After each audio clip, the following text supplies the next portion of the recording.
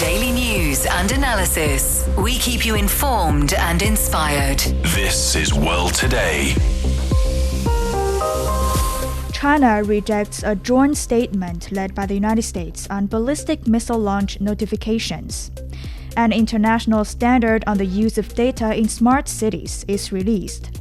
And Russian President Vladimir Putin makes his first visit to an island disrupted with Japan. Hello and welcome to World Today. I'm Do Hongyu in Beijing. To listen to this episode again or to catch up on previous episodes, you can download our podcast by searching World Today. Our first story. China has rejected a US-led joint statement on ballistic missile launch notifications and the Conference on Disarmament in Geneva. The statement said recent missile testing activity in the Pacific area did not follow standard practices. Chinese Ambassador for Disarmament Affairs Li Chijiang slammed the accusations, saying they're baseless and against China's goodwill gesture of providing advance notification of the tests. He urged the U.S. to reflect on its own policies and take more actions that genuinely contribute to global peace and stability. For more, we're joined by Zhou Bo, Senior Fellow of the Center for International Security and Strategy at Tsinghua University. Thank you very much for joining us. The United States brought together 41 countries to issue a joint statement criticizing China's missile test. Does it really represent the broader international community, given that the 41 countries make up only a small share of UN member states? 41 countries certainly would not represent the international community, and I believe they are either American allies or like-minded countries. So I don't believe this would matter tremendously in that. According to this code of conduct, the so-called Hague Code of Conduct against missile proliferation, this is actually voluntary. It's not obligational, and China is not a member. So what is the real impact on China? So what does it mean when a voluntary political commitment is invoked to criticize a country that has not signed up to it? Well, I think there are probably two reasons behind. First of all, the United States want to push China to join the Code of Conduct, right? It's a way of exercising pressure on China. The second thing is they probably want China to join so they could have more time to monitor China's launches, particularly those associated with submarines. The interesting thing is in 2024, actually, China conducted another ICBM test, and actually the United States praised China for doing so. And actually, the United States also reciprocated by notifying China about his own launch in November 2024, because China did it earlier in September 2024. So why is the difference? Because I assume, I read something, because some reports said that the Chinese launch in 2024 was notified roughly about 24 hours before the launch. But this time it was only a few hours. But of course, there is a difference if it is true, because that was a land-based missile launch, and this is a submarine launching a missile. But anyway, because China is not part of this COC, so therefore it is ridiculous for the United States to criticize China. Some people argue that Washington's focus on the missile notification issue is driven not simply by concerns over miscalculation, but also by anxiety over its own military capabilities. How would you assess the real strategic motivations behind the U.S. campaign of criticism? I don't believe that has much to do with Americans' military capabilities. I believe it is true that the United States is certainly worried about the ever-growing military strength of the PLA. That is for sure. And there are so many reports about whether the United States could actually win over PLA, say in a conflict across Taiwan Strait. And a lot of reports from the United States suggested that it won't necessarily be the case, and even American Secretary of Defense Peter Hegseth is quoted, for example, this kind of support to argue that the U.S. military may not win. So the United States is certainly concerned with the military capabilities of the PLA, as I said earlier. So this kind of pressure on China probably are just based on the two things which I have just mentioned. China says it has notified the US and other countries in advance as a goodwill gesture. How would you assess this behavior, and how important are such notifications, voluntary notifications, when nuclear armed countries conduct missile tests? Well, I think first of all, this definitely is a good gesture for China to notify these countries beforehand. Well, when we talk about that, we must come to some other agreements. For example, even during the Cold War, yeah, the United States and the former Soviet Union had this kind of a mutual notification, which continued even today. So that was at least 24 hours notice. Between China and Russia, because of the good relationship, we also have existing mechanism of mutual notification. But we have not read, publicly how they might do this because it was considered to be confidential. So we don't know how between Russia and China, how many hours in advance we have to notify each other. So actually, this kind of a notification between China and the United States, is not officially there. So we are actually seeing missing in the rain China, US, and Russia, right? So for this to happen, because what happened in 2024 is actually a good precedence. That means both China and the United States have this kind of a will to communicate on that. And that probably is a good indicator of the so-called strategic stability, which was agreed between President Xi Jinping and President Donald Trump during his visit to China. So I think this kind of things can be established, but we must have, enough trust, and we must have almost equal capabilities. I believe because it was a submarine launched, therefore it might be more sensitive for the PLA because anyway, PLA altogether only conducted three ICBM launches. So therefore, I think it is relatively more conservative, but all the three launches turned out to be extremely successful, right? So I believe in the future, maybe PLA can also become more open in this kind of gesture. China's ambassador for disarmament affairs said in Geneva that among the 5 nuclear weapon states, China has conducted the fewest ICBM tests, while the United States conducts missile tests most frequently and continues to withdraw from arms control arrangements and promote nuclear sharing. Instead of reflecting on its own nuclear policies, Washington is focusing on China's lawful missile tests. What's your comments on such so-called double standard behavior, and how do you assess China's missile testing activities? The United States certainly has a lot of double standards, which is known to all the world, right? But on this matter, I believe you are talking about two things. One is the notification of launches. Another is Americans, most obvious, retreat from its international obligations. This is not only reflected in this kind of arms control issues, but is also reflected in Americans walking away from 63 international bodies. Yeah. So this is not a secret that Trump doesn't like multilateralism, right? And he only prefers to do things bilaterally in a transactional matter.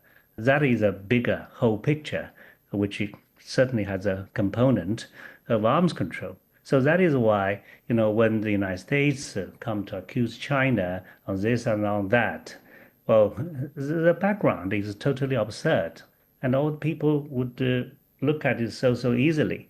So what is the credibility of the United States nowadays, yeah, in accusing other countries being involved, in the war, yeah, almost at the same time, one in Europe, another in the Middle East, and in launching attacks, invasions of other countries, and in threatening all other countries. So this is the bigger background.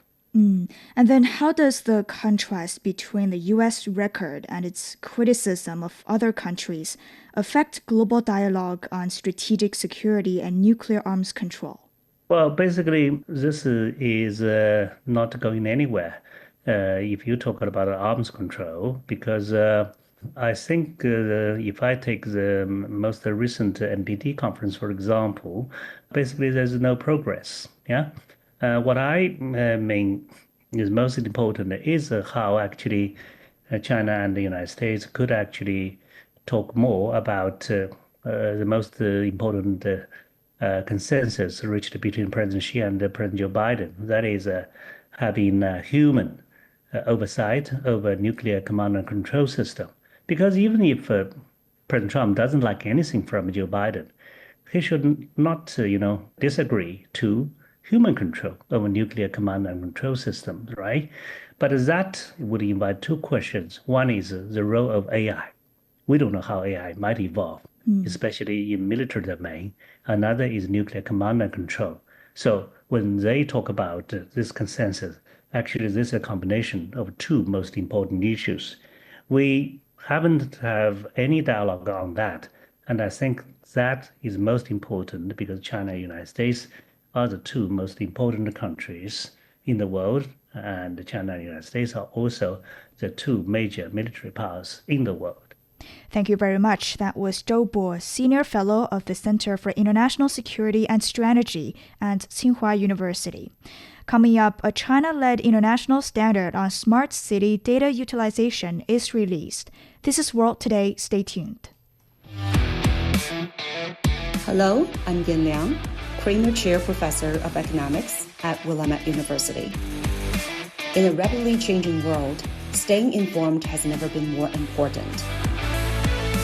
World Today delivers sharp analysis, global perspectives, and the stories behind the headlines.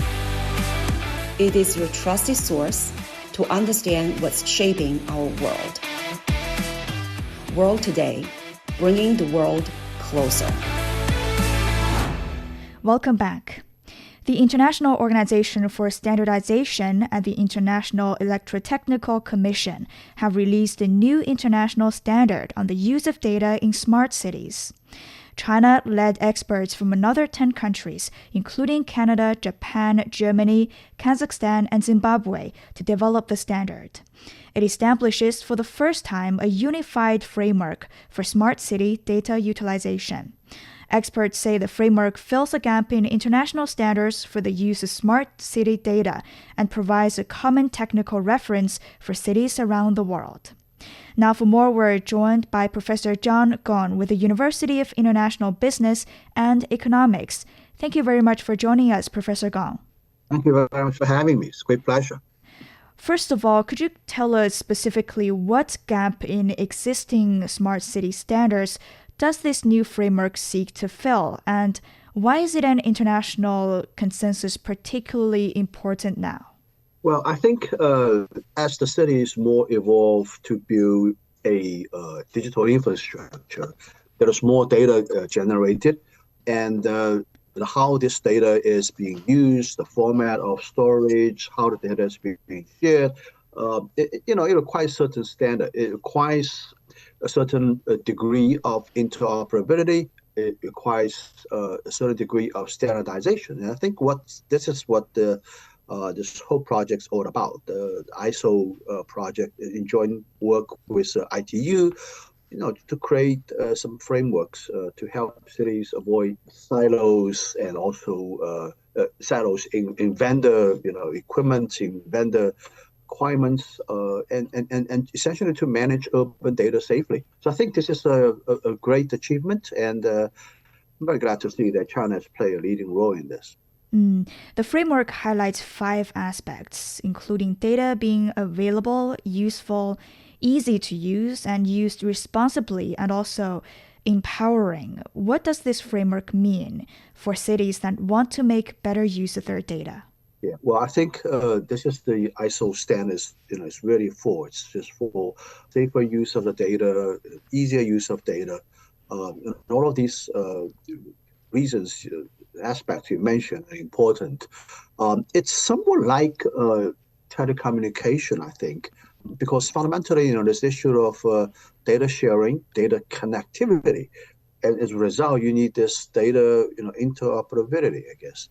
So I think that's what these standard organizations are coming in for. The industry has a long history of developing similar kinds of standards when a need is required for something like this. Every time you involve interoperability, you need standardization, right? So I think this is the background, and I think it's still at a very early stage. As we start to see more and more data coming from various city functions. Another aspect that we didn't talk about is the idea about smart city. What smart city means is that data can be generated to be integrated from various aspects, from various functions, areas, and how do you actually integrate data to work better. I just give you one example. Today managing city traffic, right? You would imagine that city traffic is used for better managing traffic, better navigating through the city traffic, and you would only use streets level traffic data. But it's actually more than that, right? I mean, sometimes they use data, for example, at the companies or organizations starting work time and finish work time. This kind of data can also help, right? So there are also other aspects of data generated by the various city organizations that can be used together in combination with some other sources to create better use. I think this is the complicated nature of idea of smart city and lots of kinds of data, and how do you actually integrate them and formatting them and making them more useful and interoperable and for sharing and connecting with other cities. This is a complicated project. Then why was China well positioned to lead the development of this international standard? And what expertise or experience did China bring to the process? Yeah, well, I think China is at the very forefront of developing this concept of a smart city. And, China has a lot of experiences. Naturally, it has a lot to contribute and can play a leadership role in developing these standards. People sometimes say that, what you're seeing here in China represents the future. The world's future in the next 20, 30 years can be seen and can be found here in China. And certainly the idea of smart city is partially being realized here in China as well. I mean, another thing I want to point out is that traditionally the municipal governments in Chinese cities are very powerful governments. I mean, they are deeply involved in economic development. They're also deeply involved in running the city life, right? And also, I think the one very interesting observation, unique observation, is that municipal governments in China also very, very well, deeply pocketed, and has a very large budget, fiscal budget, and tax base. So they are able to be acting more like a proactive government, to be more acting in a leadership position. So I think the government takes initiative to build these capacities, this digital capacity, building the digital infrastructure in the cities. So I think they have a lot of experiences. They have a lot to contribute, and that is why it's participating to take a leadership role. And the whole experts team has a lot to say. They include experts from both developed economies such as Canada, Japan, Germany, and also developing countries like Kazakhstan, Zimbabwe, and they span several continents. So what is the significance of bringing together countries at different stages of development and from different regions into this discussion? Clearly, this is a global initiative. It's an ISO and ITU. These are global standard organizations.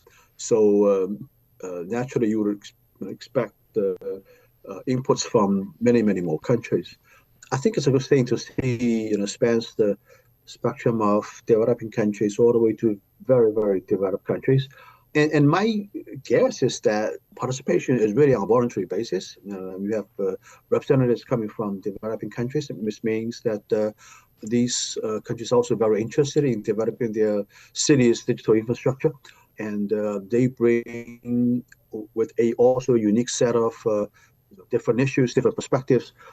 And I think it also contributes to the standard making process. And how can such a common international framework ensure that developing cities and countries can benefit from smart city technologies rather than being left further behind by the digital divide? Yeah, well, I think setting the standard is a matter of fact, setting standard on one aspect, that is the data part of the smart city, about data part of data format of the digital infrastructure. It's only a small piece of the whole process. I think it's a very important, necessary process. But what these organizations have been generating so far, essentially a ton of paper, basically. When we talk about standard making process, they're making specs, right? They're writing up things. So they're all a bunch of paper, I guess. And how do you turn this paper into something useful, into something touchable, of a material impact on people's life, requires a lot of efforts in implementation side. I think the vendors community, they'll be looking at these standards very carefully and incorporate these standards into developing their products. And these products will be used by the cities. So it's a long way to go. I think this is a very important, necessary step towards making things a lot easier, making things a lot convenient and more interoperable, ultimately benefit people's life. So I think it's a step in the right direction, but it's not 100% of it. And finally, within 1 minute, beyond technical standards, what do you think is needed to build truly people-centered smart cities rather than just improve their technologies? Yeah, well, I think we're talking about the political aspect of things. I think China sets a very good example for any people overseas coming back to China to see what's happening across cities in China, the level of modernization, the level of management. It's a shining example of how the municipal government can play a very important role in terms of economic development, in terms of providing a public infrastructure that's amicable, that's convenient, that's beautiful to people's life. And keep in mind that we have a huge population. We have very congested cities. Nevertheless, we are offering the best that the world has to see so far, and a lot more yet to come. Okay, thank you very much. That was Professor John Gong with the University of International Business and Economics. You're listening to World Today. We'll be back after a short break.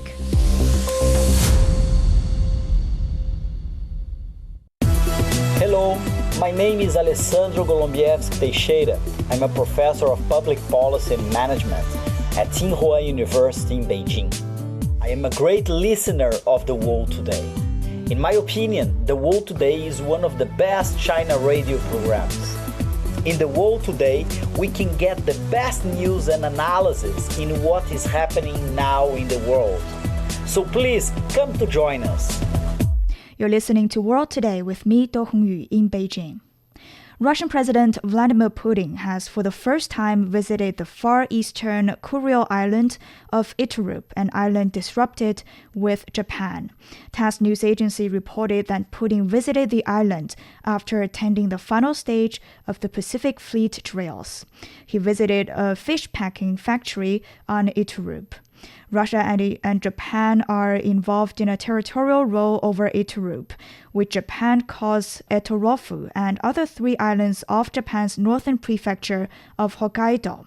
The 4 islands that are under Russia's control are called the Northern Territories in Japan and the Southern Kurils in Russia. For more on this, we're joined by Warwick Powell, adjunct professor at Queensland University of Technology. Thank you for joining us, Professor Powell. A pleasure to be with you. First of all, just to help our listeners understand, could you help us with the core of this territorial dispute between Moscow and Tokyo? Look, by all means, it goes back actually well over 200 years. The islands in question were first explored and mapped in different ways by Japanese officials and Russian explorers. And in 1855, a treaty was entered into which formally divided the islands north and south, with the southern islands belonging to Japan and the northern islands belonging to Russia. Then in 1875, Russia and Japan entered into another agreement which in effect swapped Russian full control over the Sakhalin Islands in exchange for Japanese full control over the Kuril chain. But by 1945, near the end of the Second World War, Soviet troops occupied the entire Kuril chain, and in 1951, at the San Francisco Treaty, Japan renounced its claims to the Kuril Islands. Now, Tokyo has consistently argued that that treaty was not clear in terms of how it defined the Kuril chain, but as far as Russia is concerned, that treaty confirmed that Japan had ceded its or renounced its previous claims to the island chain. And of course, the entire set of islands is in Russian control. That caused a diplomatic kerfuffle at the time, but by 1956, the Soviets and the Japanese restored diplomatic ties, but the Japanese never formally conceded the point.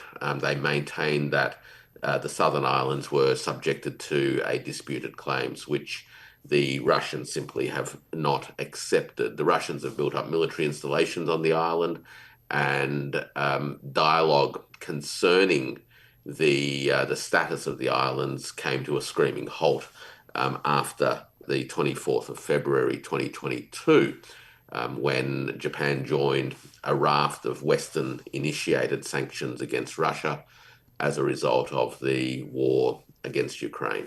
That's the background. Yeah, and based on this part of history, what do you think of the timing of this visit, and what message is Putin sending to Japan by pairing a major military exercise with a presidential inspection on this contested territory? Yeah, and look, the context is actually quite important. The context, of course, has been the Japanese participation in Western sanctions against Russia over the last few years. We've also seen in recent months an increase in Western interdictions of Russian commercial vessels to a point where in the last few days, President Putin made it very clear that Russia would no longer tolerate what he calls acts of piracy on the high seas, and that Russia would take action in response to any future incident such as this. And he made the remark that should the Europeans persist, that in fact Russia may not necessarily respond in the European environment, and he notified the Pacific Fleet to be on alert. So people often forget that Russia is also a Pacific power. So I think that that's important to remember. The second point is that I think Russia has reached a point in its diplomatic calculations that it no longer needs to hide its displeasure under a bushel. It has long held the view that Japan's participation in the sanctions are illegitimate and uncalled for. And President Putin is now making a very clear point to Japan that enough is enough, and that Russia is no longer going to sit idly by and accept what it believes to be unreasonable, unlawful Japanese sanctions. And Japan has issued strong diplomatic protests against this presidential visit. Then how might Tokyo further react to the visit? Look, I think Japan's got a real problem here. Of course, it was expected to issue verbal protests, but it really doesn't have a lot of genuine room to move. It has significant energy dependencies on the Sakhalin II project for roughly 9% of Japanese LNG. Right, so this is very significant contribution to Japan's electricity grid. It really can't afford to see that particular source of energy disrupted. Secondly, of course, I think it's important to note that in the last 6 months, the Japanese Prime Minister has waded into affairs concerning islands to the south of Japan, principally the island of Taiwan, where earlier this year she made the remarks that incidents around the Taiwan Strait could constitute existential threats to Japan. In other words, opening the pathway for Japanese military involvement. And more recently, Japan and the Philippines began bilateral discussions on the delimitation of exclusive economic zone waters to the south of Taiwan Island. Now, I mention these because what we now see is Japan with two diplomatic and geospatial flanks opened, one to the north and one to the south, at a time when it is experiencing growing inflation, pressures on the yen, and a general economic funk within the Japanese economy. I don't think Japan has a lot of room to move, actually, other than verbal protests, and it is now paying the price for its involvement in the sanctions against Russia, and also I think it has been exposed for its antagonization of the regional environment through its actions towards south. And how does Putin's landmark visit reshape the baseline for future territorial negotiations between these two sides? Well, I don't think there'll be negotiations in the short term. Let's not forget Russia has a view that these islands are its sovereign territory and that Japan ceded them as a result of the 1951 treaty. I don't think that there's anything to negotiate, and that's really the point. And a presidential visit to the islands really puts the rubber stamp on Russia's sovereign claims to these territories. Clearly, it also reflects, I think, a growing sense of Russian confidence in its broader diplomatic status globally, and also in relation to how it sees itself vis-a-vis the West, broadly speaking. And of course, Japan is seen very much to be a Western ally, or in fact, it's an American-occupied territory.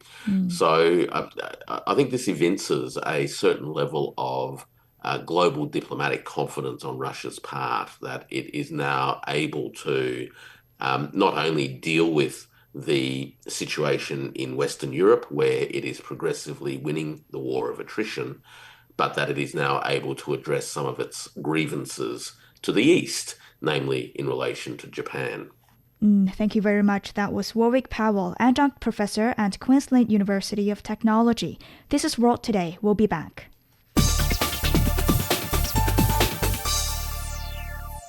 China's homegrown passenger jet C919 has made its first international flight. On Tuesday, an Air China flight took off from Beijing, bound for Ulaanbaatar, the capital of Mongolia. It marks the launch of the aircraft's first international route. Air China now operates 12 C919 jets, flying routes linking Beijing with cities like Shanghai, Guangzhou, and Hong Kong. The fleet has flown more than 12,000 flights and safely carried over 1.6 million passengers. For more, my colleague Gao Yingshi spoke with Zhang Fan, Associate Professor of Astronomy at the Beijing Normal University. How big a moment is this first international flight for China's aviation ambitions? This is more of a milestone, a very symbolic moment. So there has been smaller aircraft, narrow-body ones, that's been sold all over the world, and they're actually the workhorses in a lot of smaller national airlines that flies in sort of domestic routes. But to go into the wide-body sort of a market, where really there is only a duopoly, the European Airbus and the American Boeing. This is symbolic. In fact, this is more symbolic to them, the breaking of this duopoly, than anything specific to the Chinese competitors. But in whoever's eyes, whether this is a challenge or this is an opportunity, it's in the eyes of the beholder. But in either case, this is a very symbolic moment. And the 3919 launched in 2008, but entered service in 2023. So why did it take so long, and what were the hardest technical hurdles in that process? So China already has substantial expertise in making large aircraft, the military transport aircraft and everything. It shares a lot of similarities in terms of structure design, the engine sort of arrangement, fly-by-air software, fly-by-wire software. China has all that. However, to integrate them into a commercial one, the biggest challenge is basically the testing. You have a lot of components coming together from different sort of manufacturers, especially because China is looking to expand its market footprint into the overseas market. It needs the certification from overseas agencies. So it incorporates a lot of overseas suppliers whose product has already been certified. That shortens the process. And this kind of a compatibility, everything sort of having to fit together takes time. And then the testing itself, it takes a very long time. C919 actually accumulated over 4,200 hours of flight testing. And you can't just make like 10, 20 planes and test them all together because there's slight adjustments being made all along the way. So you have to rely on 1, 2, 3 sort of aircraft to do all this testing at the time.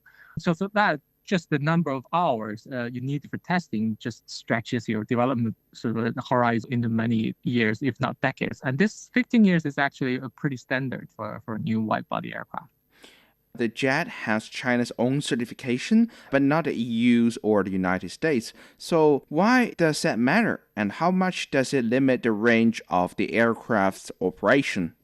So for Chinese domestic markets, the Chinese regulator's certification, CAAC's certification is more sufficient.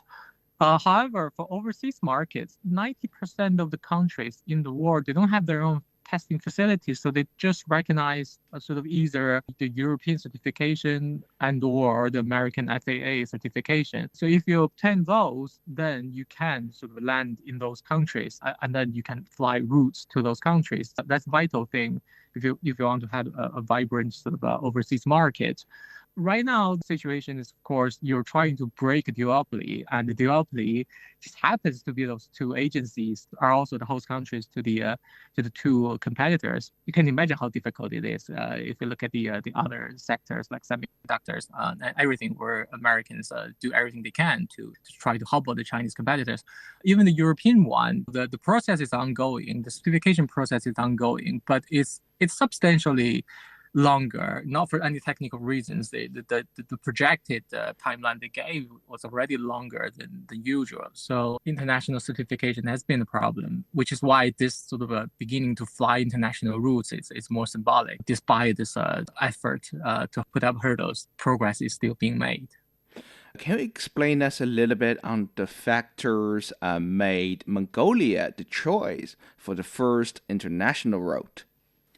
So there are a few countries already had bilateral sort of certification arrangements with China. So most countries, because of historical reasons, they recognize these the European or the American certification. But nearby countries, for example, Mongolia, they also have bilateral sort of certification arrangement with China. So they recognize China's CAAC certification, which is why, despite not having obtained those European and American certifications, the aircraft can fly to Mongolia. And Mongolia is especially convenient for another reason. Its distance for this route is 1,200 miles or kilometers. I can't remember exactly, but it's well within the range of the aircraft. So you can fly to and back to China, which means you don't have to have a depot of the, for maintenance and everything built already in Mongolia for this new aircraft. That's also a more convenient choice. What's the C919's real edge against its competitors worldwide? Is that price, supply chain, or something else? One thing is it's a completely new aircraft. It incorporates the latest technology, the wing shape design, the cockpit design, the most advanced engines. And they will be using new generation of Chinese engines, and the new generation Chinese engines, they're really, really good. That means that translates into fuel efficiency. And then the other advantage of, in addition to this sort of a lower running cost, there's also the lower purchase price as well. So it's 10 to 15% cheaper in the list price as compared to its competitors. But the actual price, it can be even cheaper by negotiation and everything. And lastly, it has a huge domestic market. The problem is not actually not having sort of purchase orders. There's already 1,500 of them confirmed. The problem is really delivering them. So having this huge domestic market helped this airplane a lot. Beyond this one plane, what does a homegrown passenger jet mean for China's aviation industry? So this is for the wide body industry. This is really just the beginning. This is C919. There's also C929 being developed. So they become larger and fly longer routes. So this is really another industry where China is making an entrance, and eventually will break the monopoly. And it's not. It will be really good for everybody, because whenever China enters an industry, the price tends to suddenly drop quite a lot, and efficiency goes up. So eventually it will benefit all the airlines from around the world, and passengers that will have to fly on them. Lower running costs, lower buying price means lower ticket prices. And finally, what would it take for the C919 to go truly global, and how far off is that? There's a lot of geopolitical factors involved, which means certification problem would probably, I don't foresee that going away. People find all sorts of reasons, most of them for rationalization of actions that benefit them. So you can't rely on people doing the right sort of thing, the purely technical thing. So the way to sort of break out is probably demonstrated in this case with Mongolia, is to have China's regulators' certification being recognized by more countries. And there's already this good credibility. In the past, FAA's problem is the 737 MAX problem. Despite clearly knowing that there's a problem, they kept that plane flying, and China was the first one to ground it. So CAAC has some credibility, and now it's the issue of pushing that out, so more countries sort of formally recognize that, and that would lay the groundwork for further international customers. That was Zhang Fan, Associate Professor of Astronomy at Beijing Normal University, speaking with my colleague Gao Yingshi. This is World Today. Stay tuned.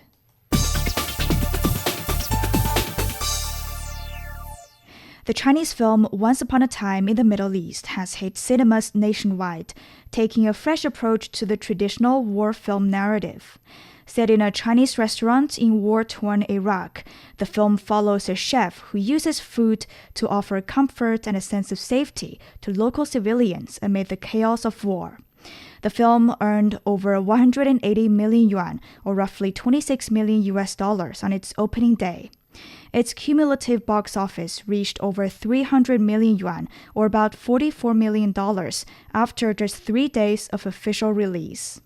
For more, my colleague Song Ruixing spoke with an English subtitle translator of the movie, Zhang Junnan, Associate Professor at Harbin Engineering University.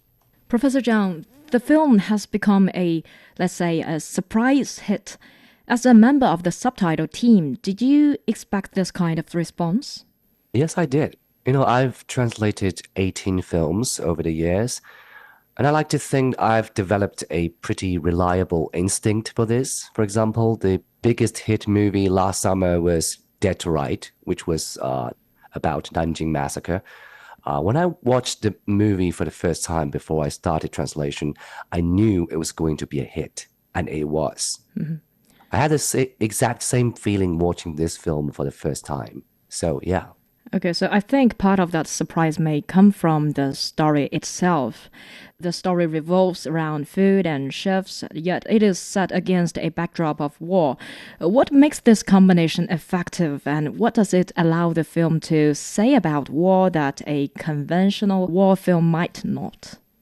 At the first glance, cuisine and war sound like an odd combination. But if you dig into it, both are struggles that the entire human race has faced throughout history.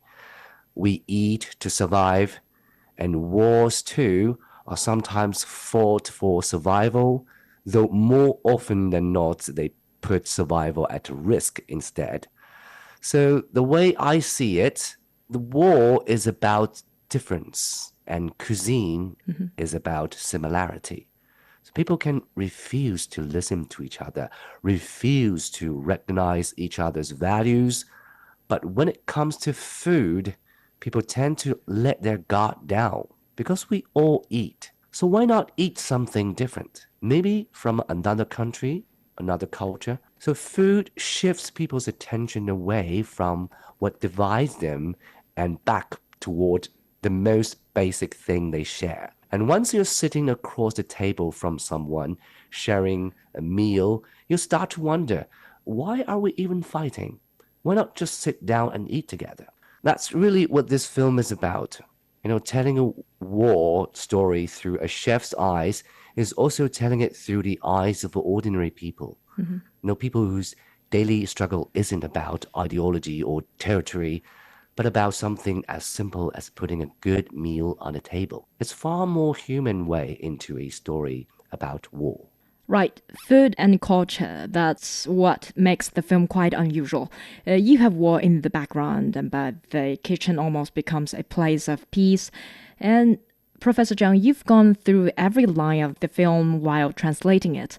Did working so closely with the dialogue change the way you understood its themes of war and peace and the fate of ordinary people?